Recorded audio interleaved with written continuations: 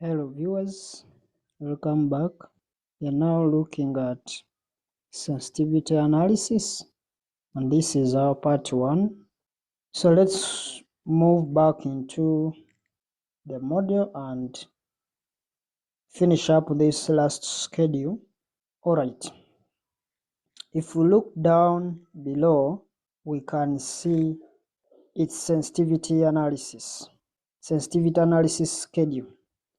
And what we want to do is position this screen right here, because we have a bunch of values in these boxes that we are repeating in the sensitivity analysis page.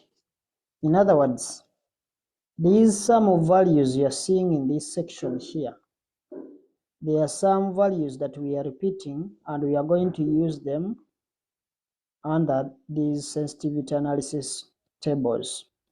So we are picking these values from the previous section, that was the DCF model schedule, and now we want those values to be fed into that section there.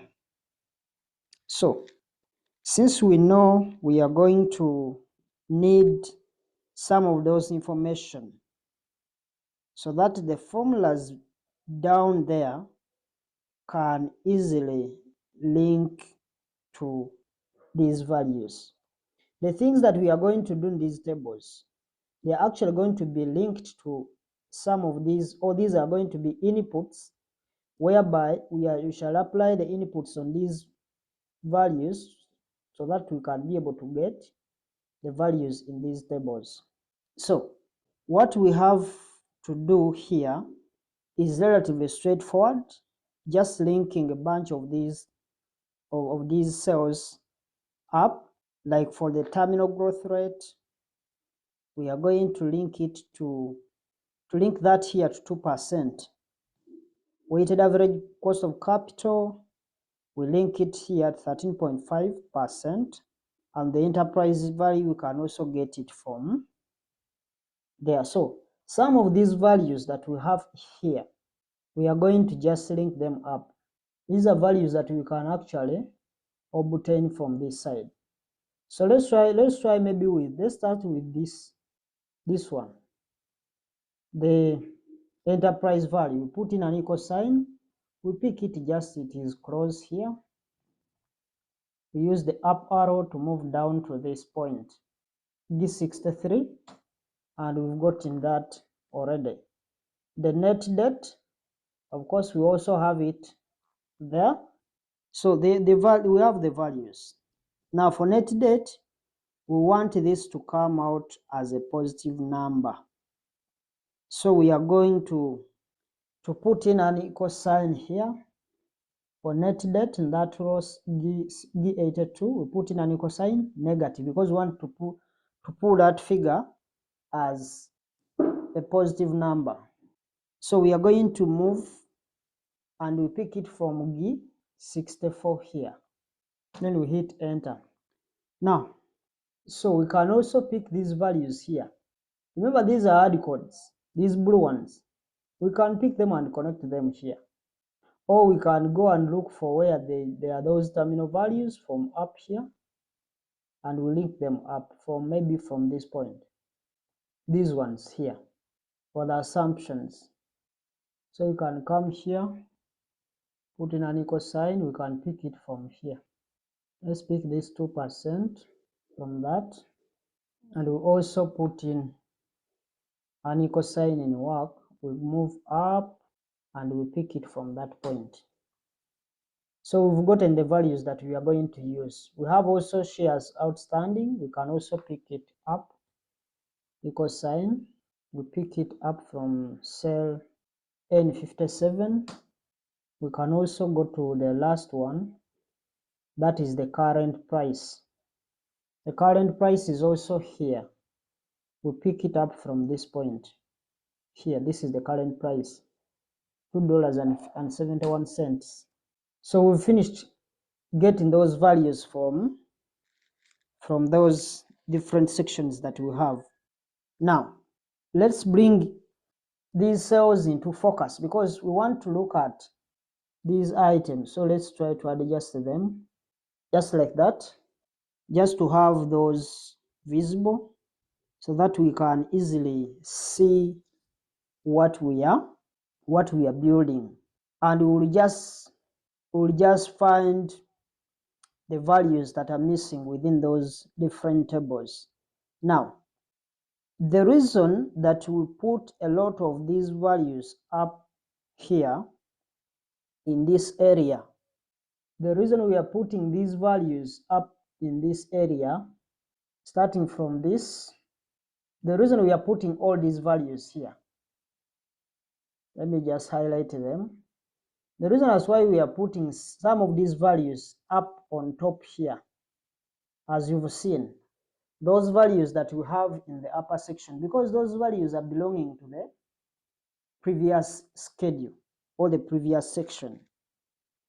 So the reason why we have or we repeat those there is because we know that we are going to need them in the schedule. We repeat them here generally for two reasons. Number one, so that we can easily link formulas to them. But number two, when it comes to time to print the schedule, everyone that is looking at the schedule can see exactly the values that we are feeding into these sensitivity tables. One of the first things that we could do that would be relatively straightforward, is to get all the way all of these values here from the terminal growth rate. So what we could do, we could just look for these values all the way from this section here. Let's have that in focus. So what we do from this point here, from that section for terminal value, the whole of these values here, like we highlight, shift right arrow, the whole of those values for the terminal values and for the weighted average cost, these values you're seeing. In other words, these ones for work, those that are moving on the y-axis in that column C. We put all those values repeatedly. In other words, they are going to be repeated for all the different tables, so that all the four of these tables, all of them are completed and ready to go. Because you are seeing we are putting these values even here, they are the same values that we have on this section here for table 2, even for this y-axis. So we all have work, even here work, and here is terminal growth rate, and even here terminal growth rate. So the reason we are putting those values there is because we want these values to be completed at once. So what we can do is really straightforward, because we want to just link, we are going to just link these cells here. Like for cell, this one, for this cell C101, we make sure that we have that value, this value that you're seeing up here, 11.5. So we are going to just link those values up there. This one 102, this value that is in here is the very value that's supposed to be on this section. So we put in an equal sign, we link it up from this point here, C90. We've gotten that. We also do the same for the terminal value. Or we can first finish this one, we highlight downwards, shift down arrow. Then what we are going to do Here now we can, because we don't have any formatting that we are going to disorganize, we can go Control D. Control D is a fill down. Remember, we used of having Control R, meaning for a fill right, but this time around we are taking a fill down. That's why we are taking Control D. Even this one, we can put in an equal sign. We pick the value from this point in cell D89. So we've gotten also that working. And now what we can do, so this terminal growth rate for D101, we've connected it to the terminal growth rate from this point. So we can also do a few right from that point, because this is going in a horizontal way. What we have to do, we hold down the shift key, use the right arrow to highlight across, then Control R for fill right. And we've been able to get all these values. The same way is the same way we are going to do for these other tables, for all the 4 tables. So we get this one, we connect it to that. We get this one, we connect it to this one. Same values. Even here we do the same thing. Connect it to that. Even here we do the same thing. So you've seen, we've tried to connect those things up. So we need to do a fill right and a fill down to make sure that we have all those values in there. So we do start from this shift down arrow, then we do Control D for fill right. For this, shift right arrow, then Control R for fill right. This one, shift down arrow, Control D for fill down.